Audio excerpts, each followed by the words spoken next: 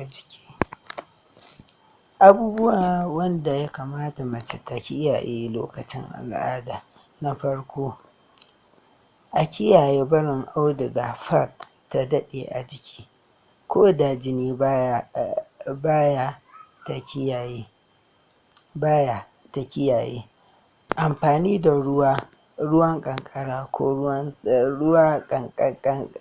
ƙanƙara ko sanyi lokacin al'ada, sabida amfani da ruwan ƙanƙara yakan sa jini ya daskare a mahaifa, ba zai fita baki ɗaya ba. Bayan shekaru 5 zuwa 10 sai ya kawo ciwon daji na mahaifa. Na biyu, ta kiyaye saka shamfo a kanta lokacin al'ada, sabida a wannan lokacin ƙofar gashi a buɗe take, kuma shigan shamfo ƙofar gashi yakan kawo ciwon kai mai tsanani.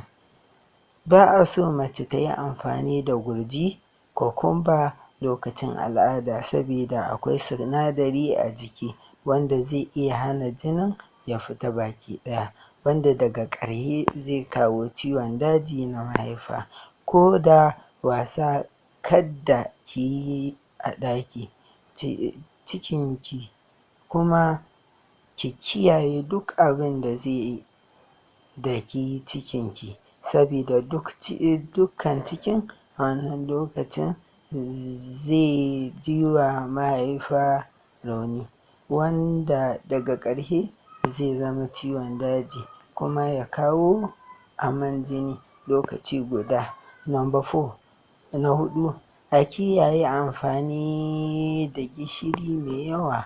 Amfani da gishiri, manda da yawa yana kawo yawan zub da jini, kuma yakan sa ruwa ya taru a mahaifa. A kiyaye amfani da kwakwa coconut lokacin al'ada, sabida tana tsananta alamomin al'ada kamar ciwon ciki da sauransu.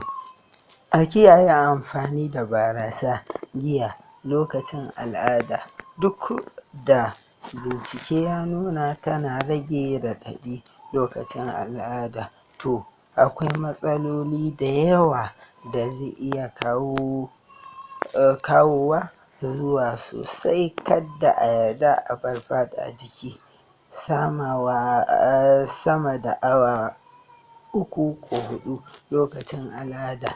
A kiyaye amfani da tabar sigari. Dukkan mu mun sani tabar sigari tana da illa ga lafiyar jikinmu. Bayan haka, bincike ya nuna amfani da shi lokacin al'ada tana saka alamomin su yi tsanani. Abubuwa wanda ake tunani za su iya kawo jinkirin al'ada: juna biyu, shayarwa, sigan ƙwayar cuta, magungunan